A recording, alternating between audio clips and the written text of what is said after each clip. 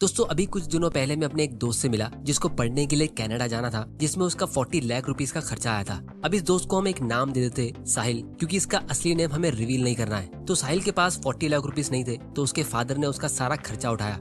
अब इंटरेस्टिंग बात यह है कि ये मेरा बचपन का दोस्त है, मतलब इतना खास नहीं है, लेकिन मैं इसे काफी टाइम से जानता हूँ और ये पास ही की एक बिल्डिंग में रहता है। उसी बिल्डिंग में इनके 3 फ्लैट है, जिसमें से एक रेंट पे है और बाकी 2 में इनकी फैमिली रहती है। अब मुझे अब तक सिर्फ इतना ही पता था और ये मेरे जैसी एक नॉर्मल लाइफस्टाइल फॉलो करता है और कभी कभी ये दिखने में कंजूस भी लगता है। ये काफी ओल्ड मॉडल का आईफोन यूज करता है, कहीं कुछ खरीदने जाते तो वहाँ बहुत बार्गेनिंग करता है और कोई महंगे एक्सपेंसिव कपड़े या आउटफिट नहीं पहनता है और 6 साल से एक ही बाइक यूज कर रहा है। तो मैंने इससे कभी पूछा नहीं कि इसके फादर आखिर काम क्या करते हैं। मुझे लगा कि ये भी मेरे जैसे एक नॉर्मल फैमिली से बिलोंग करता होगा, बट जैसे ही मुझे पता चला कि ये एक दूसरी कंट्री में पढ़ने जा रहा है जहाँ का खर्चा 40 लाख रुपीस का है और इसका एडमिशन और पूरा प्रोसीजर हो चुका है, मतलब इसकी 40 लाख रुपीस की पेमेंट हो चुकी है, तब मैंने इससे पूछा कि भाई तेरे पापा आखिर करते क्या है। तो इसने बस मुझे इतना कहा कि वो कुछ करते नहीं है, वो रिटायर्ड है। तो मैंने उससे पूछा कि कौन सी जॉब से रिटायर्ड है, गवर्नमेंट जॉब से या कोई बिजनेस से या कोई हाई पोस्ट वाले प्राइवेट जॉब से। तो उसने कहा नहीं, मेरे पापा बिल्डर की ऑफिस में काम करते थे। मैंने कहा ओके, बिल्डर तो बहुत कमाते, लेकिन सैलरी से कोई इतना पैसा कैसे सेव कर सकता है। तब उसने कहा कि इसी एरिया में उसके डैड के 18 और फ्लैट्स है जहाँ वो कुछ काम नहीं करते, बस हर महीने रेंट्स कलेक्ट करते। अब ये सब सुन के मेरे होश उड़ गए, क्योंकि इंटरेस्टिंग बात यह है कि उसके फादर बहुत ज्यादा पढ़े लिखे नहीं है और उनको देख के ऐसा लगता है कि उनके पास ज्यादा वेल्थ नहीं होगी। फिर इसके बाद मैंने उससे पूछा कि तेरे कनाडा के एक्सपेंसेस के लिए उन्होंने अपने किसी फ्लैट को बेचा होगा। तो उसने मुझे कहा कि उसके फादर ने कोई भी फ्लैट सेल नहीं किया, उन्होंने अपने इन्फोसिस के शेयर्स बेचे जो उसके फादर ने जब वो पैदा हुआ था 1990s में, तब उसके फ्यूचर के लिए खरीदे थे। फिर उसने कहा कि मेरे पापा बहुत ज्यादा पढ़े लिखे नहीं है, उनके पास कोई फैंसी डिग्री नहीं है, बस वो एक काम में बहुत अच्छे हैं और वो है मनी मैनेजमेंट, और यही सारी चीजें वो उसे भी सिखाते। अब दोस्तों ये कहानी मैंने आप लोगों को इसीलिए बताई क्योंकि हम सभी एक ऐसा गोल चेस कर रहे हैं जो हमें और अंधेरे में लेके जा रहा है। क्योंकि अमीर कौन नहीं बनना चाहता, लेकिन लोगों के बीच अमीर की डेफिनेशन बहुत ही गलत है। हमें लगता है कि अमीर होना एक बड़ा घर, एक स्पोर्ट्स कार और एक लग्जरियस लाइफस्टाइल ऐसा होता है, लेकिन ये अपने आप में ही एक ट्रैप है। क्योंकि जो लाइफस्टाइल हम टीवी और सोशल मीडिया पे देखते, वैसी लाइफस्टाइल एकदम अल्ट्रा रिच लोग जीते हैं। तो अगर आपको ऐसे लाइफस्टाइल जीना है जो हम टीवी और सोशल मीडिया पे देखते, तो उसके लिए आपको एकदम टॉप 1% रिच लोगों में एंटर करना पड़ेगा। लेकिन उसके लिए आपको बहुत ज्यादा मेहनत करनी पड़ेगी और बहुत ज्यादा लक की भी जरूरत होगी, जो मेजोरिटी लोगों के पास नहीं होता है। लेकिन आप एक बिना पैसों की टेंशन वाली लाइफ और एक बहुत ही कंफर्टेबल और हैप्पी लाइफ जी सकते हो, जो मेरे दोस्त की फैमिली जी रही है। लेकिन उसके लिए आपको अपने अमीर बनने की डेफिनेशन को सही करना होगा। क्योंकि सोशल मीडिया पे जिस आदमी की नेटवर्थ 0 होती है, मतलब हो सकता है कि उसके बैंक में 1 रुपया नहीं है, वो भी एकदम अमीर दिख रहा हो, और जो एक्चुअली में अमीर है हो सकता है वो आपसे रोज मिलता हो और आपको ये पता भी ना हो, और आप गलत लोगों से लेसन ले रहे हो लाइफ में आगे बढ़ने के लिए। तो इसीलिए थॉमस स्टैनली जब इस टॉपिक पर रिसर्च कर रहे थे कि अमीर लोग आखिर दिखते कैसे, वो रहते कैसे और वो अपनी डेली लाइफ जीते कैसे, तो उसके लिए वो सभी मिलियनर्स का इंटरव्यू लेने गए। तो वो अमीर लोगों का इंटरव्यू लेने जाते कहाँ, वो बाकी लोगों की तरह कोई शहर के एकदम एक्सपेंसिव और पॉश एरियाज में गए, क्योंकि हम सबको यही लगता है कि सभी अमीर लोग वहीं रहते हैं। बट उन लोगों का इंटरव्यू लेने के बाद उन्हें पता चला कि ये लोग तो बहुत ही हाई इनकम वाले लोग हैं जो करोड़ों में कमाते। कहने को तो सभी मिलियनर्स दिख रहे थे, साथ ही साथ इनके खर्चे भी करोड़ों में थे, जिसकी वजह से वेल्थ के नाम पे उनके पास कुछ भी नहीं था।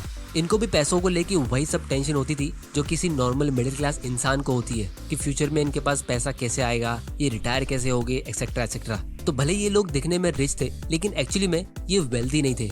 तो इसके बाद उन्होंने अपनी रिसर्च को कंटिन्यू रखते हुए उसी पॉश एरिया के आसपास के एरिया में रह रहे नॉर्मल लोगों से इंटरव्यू लिया जो कहीं से भी अमीर नहीं लग रहे थे। पर ऐसे कई सारे लोगों से बात करने के बाद उन्हें ये पता चला कि इनकी इनकम इतनी ज्यादा नहीं होती है, ये काफी नॉर्मल से कपड़े पहनते, एक एवरेज साइज के घर में रहते, कोई स्पोर्ट्स कार ड्राइव नहीं करते और एक सिंपल लाइफ जीते। लेकिन रियलिटी में यही लोगों के पास बहुत सारी वेल्थ होती है, इनके पास करोड़ों की और बिलियंस की प्रॉपर्टीज होती है, और यही वो लोग होते हैं जिनको पैसों को लेके इतना टेंशन नहीं होता है, जिसकी वजह से ये काफी पीसफुल और हैप्पी लाइफ जी रहे थे। तो दोस्तों आज की वीडियो में मैं ऑथर थॉमस स्टैनली की book the millionaire next door की हेल्प से कुछ ऐसे सीक्रेट शेयर करूंगा जिससे आप लोगों को रिच होने की एक सही डेफिनेशन मिलेगी।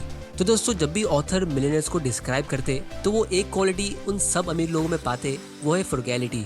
फ्रुगल का मतलब होता है अपने रिसोर्सेज को बहुत ही ध्यान से यूज करना और बिल्कुल भी वेस्ट नहीं करना, फिर चाहे वो खाने पीने की चीजें हो या शॉपिंग आइटम्स।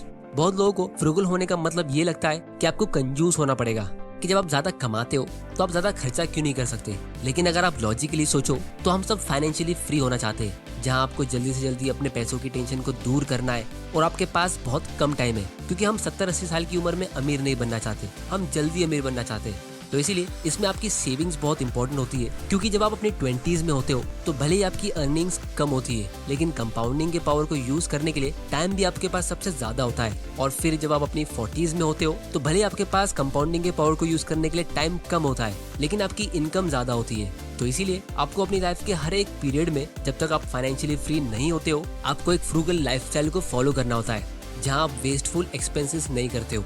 क्योंकि ऑथर कहते हैं कि 90% लोग फाइनेंशियल फ्रीडम अपनी बैड हैबिट्स की वजह से अचीव नहीं कर पाते। जैसे अगर आपको बाहर जाकर खाना खाना पसंद है और आप कंसिस्टेंटली पिज्जा या बर्गर्स खा रहे हो और आपने इसकी हैबिट डाल दी, तो आप इसमें कंपाउंडिंग को ऐड करो। अब दोस्तों, यहाँ मैं फाइनेंस की बात नहीं कर रहा हूँ कि आप इसमें कितना खर्चा कर रहे हो, लेकिन आप इमेजिन करो कि हर दिन ऐसा खाना खाने से आज से 10-20 साल बाद उस इंसान की हेल्थ कैसी होगी, और वो जितने पैसे वेस्ट करेगा वो अलग। तो अमीर लोगों का पहला सीक्रेट ये होता है कि वो अपने पैसों को बहुत ही ध्यान से मैनेज करते हैं। वो कितना कमा रहे हैं, कहाँ खर्चा कर रहे हैं, इन सभी का हिसाब रखते हैं। और वो हमेशा लॉन्ग टर्म कैलकुलेशन करते हैं कि पिछले 2 या 5 साल में उन्होंने कहाँ सबसे ज्यादा खर्चा किया, एक्सेट्रा एक्सेट्रा। क्योंकि छोटे छोटे खर्चे जो आप कंटिन्यूसली करते हो लॉन्ग टर्म में, वही सबसे ज्यादा डेंजरस होते हैं। तो इसीलिए जब आप कॉलेज से निकलते हो और अपनी पहली सैलरी अर्न करते हो, तो आपको तब से ही एक अच्छा सेविंग्स रेट मेंटेन करना चाहिए। सेविंग्स रेट का मतलब होता है, अगर आपकी सैलरी 25,000 की है और आप उसका आधा यानी 12,500 स्पेंड करते हो और बाकी आधा सेव करके इन्वेस्ट करते हो, तो आपको यही सेविंग्स रेट को मेंटेन करना चाहिए और इसी सेविंग्स रेट पे फोकस करना चाहिए। क्योंकि कल को जब आपकी सैलरी इंक्रीज होगी और मान लो आपकी सैलरी 50,000 पर मंथ की होती है, तो आपको फोकस करना है कि आप कम से कम एटलीस्ट 25,000 सेव करके इन्वेस्ट करते हो। क्योंकि जैसे जैसे आप बड़े होते हो तो नए नए एक्सपेंसेस हमारी लाइफ में ऐड होते रहते हैं। जैसे अगर आप अनमैरिड हो तो शादी के टाइम आपको बहुत सारे खर्चे करने होंगे, फिर उसके बाद घूमने फिरने के एक्सपेंसेस, फिर बच्चे की बर्थ के टाइम के एक्सपेंसेस, फिर उसके स्कूल ट्यूशन के एक्सपेंसेस, फिर अगर दूसरा बच्चा हुआ तो उसके भी अलग एक्सपेंसेस, और आपके पेरेंट्स भी ओल्ड हो जाएंगे तो उनके मेडिकल एक्सपेंसेस बढ़ सकते हैं, एक्सेट्रा एक्सेट्रा। तो इसीलिए ये सेविंग्स रेट फ्यूचर में जाके हमेशा कम होता है, बढ़ता नहीं है। तो अगर आप अपनी करियर और लाइफ के स्टार्ट में ही एक कम सेविंग्स रेट से शुरू करते हो, जैसे 5 या 10% से, या आप सेव ही नहीं करते और आप ये सोचते हो कि आप फ्यूचर में ज्यादा सेव कर लोगे, तो ऐसा कभी होगा ही नहीं। फिर इसके बाद दूसरा इंपॉर्टेंट लेसन है the true cost of consumption. दोस्तों, जब भी हम कुछ खरीदने जाते हैं तो हम हमेशा उसके प्राइस टैग से ही उसका कॉस्ट डिसाइड करते हैं, लेकिन रियलिटी में कुछ चीजें काफी महंगी होती है जो हमें काफी लेट पता चलती है। जैसे जब भी आप कोई एक्सपेंसिव चीज खरीदते हो, जैसे कोई मोबाइल या टीवी या कार, तो हम इंडियंस उस चीज को पहले दिन खरीद नहीं लेते, हम उस पर काफी दिनों तक रिसर्च करते हैं। जैसे अगर आपको कोई कार खरीदनी है तो आप सबसे पहले 10 ब्रांड्स देखोगे, जिसमें से आप 2-3 ब्रांड्स को शॉर्टलिस्ट करोगे, फिर किसी एक ब्रांड में से कौन सा मॉडल लेना है, उसकी स्पीड, उसका कंफर्ट और उसके दूसरे फीचर्स देखोगे। इन सब की रिसर्च करने के बाद आप उसका टेस्ट ड्राइव करोगे, एक्सेट्रा एक्सेट्रा। तो जितनी महंगी चीज होगी मतलब उतना ज्यादा टाइम आप स्पेंड करोगे। और फिर जब आप कोई एक्सपेंसिव चीज लेते हो तो आपको उसे यूज करने का भी मन होता है, वरना आपको फील होगा कि आपने पैसे वेस्ट कर दिए। जैसे अगर आप 8 लाख रुपए की कोई कार खरीदते हो और वो कुछ दिनों तक ऐसे ही नीचे पार्क रहती है और आपको अपना ऑफिस का इंपॉर्टेंट काम करना है, आपके पास टाइम नहीं भी है, तो भी आपको फील होगा कि यार मैं तो उससे वसूल ही नहीं कर रहा हूँ। और फिर आप जबरदस्ती उस कार को यूज करोगे, जिससे आप अपना टाइम वेस्ट करोगे। और अगर ऐसा नहीं करोगे तो आपको गिल्टी फील होगा। और दोस्तों, ये फीलिंग सिर्फ बड़ी नहीं, छोटे मोटे एक्सपेंसेस में भी होती है। जैसे अगर आप कोई सब्सक्रिप्शन लेते हो नेटफ्लिक्स या हॉटस्टार की, तो फिर आप जबरदस्ती उसमें कोई सीरीज ढूंढोगे देखने के लिए। और यही रीजन है कि मैंने आज तक नेटफ्लिक्स, हॉटस्टार और ऐसी कंपनीज की सब्सक्रिप्शन आज तक नहीं ली, क्योंकि जब एक बार आपने कोई सब्सक्रिप्शन ले ली तो आपके पास एक बहाना आ जाएगा उसमें और ज्यादा शोज देखने का, क्योंकि फिर आपको लगेगा कि आपने उसका पैसा वसूल नहीं किया। तो इन सब सर्विस का असली कॉस्ट वो 200 या 500 रुपए नहीं होता है। उसको बाय करके जितने भी आवर्स आप वेस्ट करते हो, उसमें आप कितना अर्न कर सकते थे या उसमें आप कुछ नया सीख के कितना इन्वेस्ट कर सकते थे, वो असली कॉस्ट होता है, जो कंपाउंडिंग के पावर से आपकी लाइफ टाइम में करोड़ों में हो सकता है। और यही मेन रीजन है जिसकी वजह से मेजोरिटी हाई सैलरी वाले लोग फाइनेंशियली फ्री नहीं हो पाते, क्योंकि भले वो हफ्ते के 5 दिन अमीर बनने के लिए एक अच्छी सैलरी वाला जॉब करते और अच्छी सैलरी भी अर्न करते, लेकिन फिर वीकेंड्स पे वो उसी पैसों को वेस्ट भी कर देते। तो ये कुछ ऐसा हो गया जैसे हफ्ते के 5 दिन आप एक घर बिल्ड कर रहे हो, उसमें बहुत मेहनत कर रहे हो, और फिर वीकेंड्स पे आप उसी घर को तोड़ देते हो और फिर अगले हफ्ते आप वापस उसे बिल्ड करने में लग जाते हो। तो कोई भी इंसान ऐसा करेगा तो आप खुद ही बताओ, क्या वो फाइनेंशियली फ्री हो पाएगा? तो इसीलिए फाइनेंशियल फ्रीडम अचीव करना एक घर बिल्ड करने जैसा होता है, जहां आप एक एक करके उस घर की ईंट को अपने हाथों से लगाते हो SIP के जरिए या कंटिन्यूस इन्वेस्टमेंट्स के जरिए, और हर एक फालतू और अनप्लान्ड खर्चा जो आप करते हो वो अपने बने बनाए घर पे हथौड़ा मारने जैसा होता है। तो इसीलिए आपको ऐसे एक्सपेंस करने चाहिए जहां आप सही डायरेक्शन में जाने के लिए मजबूर होते हो। जैसे आप एक साथ कुछ अच्छी 8-10 बुक्स खरीद के अपने घर पे रख सकते हो, तो क्योंकि उसे आपने अपने पैसों से पे करके खरीदी है, तो एटलीस्ट ये सोच के आप उसे कभी ना कभी रीड करोगे। या कोई ऑडियो बुक के प्लेटफॉर्म की आप सब्सक्रिप्शन ले सकते हो। Opportunity cost of money. Financially smart लोग हमेशा अपने फैसले अपॉर्चुनिटी कॉस्ट के हिसाब से लेते हैं। अब दोस्तों, इसका मतलब ये होता है कि जब आप कोई एक चीज खरीदते हो तो आप कई सारी ऐसी चीजें रिजेक्ट कर लेते हो जो आप उन पैसों से खरीद सकते थे। जैसे इमेजिन करिए आपके पास 2 साल से एक आईफोन है, पर अब आप सोच रहे हो कि आप एक नया iPhone 13 खरीदना चाहते हो जिसका प्राइस फिलहाल 80,000 रुपीज है, लेकिन आपका एग्जिस्टिंग फोन भी अच्छा चल रहा है। आपको बस यूं ही अपग्रेड करना है क्योंकि आपके कुछ फ्रेंड्स ने भी नया iPhone ले लिया है। तो अगर आप नया iPhone खरीद लेते हो तो इसकी एक अपॉर्चुनिटी कॉस्ट होगी, क्योंकि अगर आप वो एक्सपेंस नहीं करते तो आप उन पैसों को कहीं पे इन्वेस्ट कर सकते थे, क्योंकि आपको उस पैसों की जरूरत नहीं थी। और अगर आप कम से कम 15% का भी रिटर्न उस पैसों से कमा लेते हो तो 10 साल में इस नए फोन के बदले आपके पास होते 3 लाख रुपीस, और 20 साल बाद ये हो जाते 16 लाख रुपीस। तो जब भी आप कोई फैसला लेते हो दूसरों को देख के, तो आपको हमेशा ये सोचना चाहिए कि उस एक्सपेंस के बदले आप क्या लूज कर रहे हो, क्योंकि हम हमेशा यही देखते हैं कि हमें उस पैसों से फिलहाल क्या मिल रहा है, जो है एक नया iPhone, लेकिन हम ये कभी नहीं देखते कि हम उस पैसों से क्या लूज कर रहे हैं। यही अपॉर्चुनिटी कॉस्ट होती है। फिर इसके बाद नेक्स्ट लेसन है द सीक्रेट। दोस्तों, हर किसी को एक मैजिक फॉर्मूला चाहिए, एक श्योरिटी चाहिए, जहां उनको कोई ये बता दे कि आपको ये काम करना है और आप अमीर बन जाओगे। तो इस बुक के ऑथर की रिसर्च के हिसाब से 95% मिलियनेयर्स स्टॉक ओनर्स होते हैं, जहां उनकी अच्छी खासी वेल्थ पब्लिकली ट्रेडेड कंपनीज में इन्वेस्टेड होती है, और इनमें से बहुत ही कम मिलियनेयर्स एक्टिव ट्रेडर्स होते हैं, जिनका मतलब ये है कि रिच लोग स्टॉक मार्केट के अप्स एंड डाउन्स को बहुत ही क्लोजली फॉलो नहीं करते। और जितने भी लोग स्टॉक्स में इन्वेस्ट करते हैं उसमें से 30 से 40% लोग अपने इन्वेस्टमेंट को 6 से ज्यादा साल के लिए होल्ड करके रखते हैं, जिसका मतलब ये कि असली अमीर लोग लॉन्ग टर्म इन्वेस्टर्स होते हैं, जो मार्केट को टाइम करने की कोशिश नहीं करते, बल्कि वो डिसिप्लिन के साथ लॉन्ग टर्म इन्वेस्टिंग करते हैं। तो इसीलिए अगर आपको भी स्टॉक मार्केट में इन्वेस्ट करना है तो आप भी ऑनलाइन घर बैठे बैठे अपना एक इन्वेस्टमेंट अकाउंट ओपन कर सकते हो और आज ही अपनी इन्वेस्टिंग की जर्नी की शुरुआत कर सकते हो। क्योंकि दोस्तों, आपको चाहे कितनी भी नॉलेज मिल जाए, आप कितने भी मोटिवेशनल वीडियोस देख लो, जब तक आप जल्दी इन्वेस्टिंग शुरू नहीं करोगे तब तक आप कंपाउंडिंग के मैजिक को फील नहीं कर सकते, जहां आपका पैसा लिटरली मल्टीप्लाई होता है।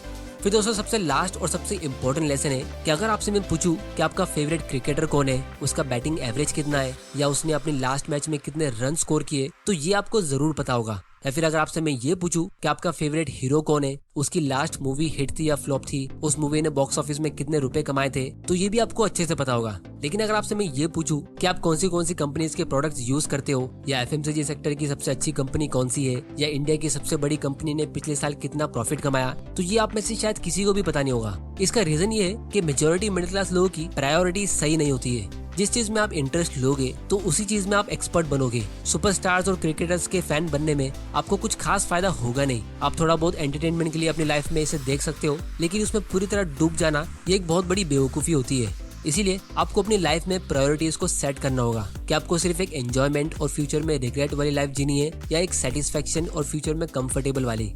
तो इसीलिए जितने भी रिच और सक्सेसफुल लोग होते हैं वो हमेशा अपनी प्रायोरिटीज को सही रखते हैं। अगर आप उनके सोशल मीडिया अकाउंट को चेक करोगे तो आप देखोगे कि वो हमेशा सक्सेसफुल और एम्बिशियस लोगों को ही फॉलो करते हैं। तो इसीलिए आप भी अपने सोशल मीडिया हैंडल्स को देखो और चेक करो कि कितने लोग आपको सही डायरेक्शन में लेके जा रहे हैं। अगर आपको उसमें ज्यादा एंटरटेनर्स मिलते हैं और बहुत ही कम मोटिवेशनल और एजुकेशनल लोग मिलते हैं तो आपको उसे अभी ठीक करना होगा। तो इसीलिए ऐसे मोटिवेशनल और एजुकेशनल वीडियोस को देखते रहने के लिए इस चैनल को सब्सक्राइब जरूर कर लेना और बेल आइकन प्रेस कर देना, ताकि आपसे कोई ऐसे वैल्यूएबल वीडियोस मिस ना हो जाए। तो दोस्तों, आज की वीडियो में इतना ही। उम्मीद करता हूँ कि आपको इस वीडियो से कुछ ना कुछ सीखने जरूर मिला होगा। तो वीडियो को लाइक जरूर करना और मुझे नीचे कमेंट करके बताओ कि मैं कौन सी टॉपिक पे अपना अगला वीडियो बनाऊं।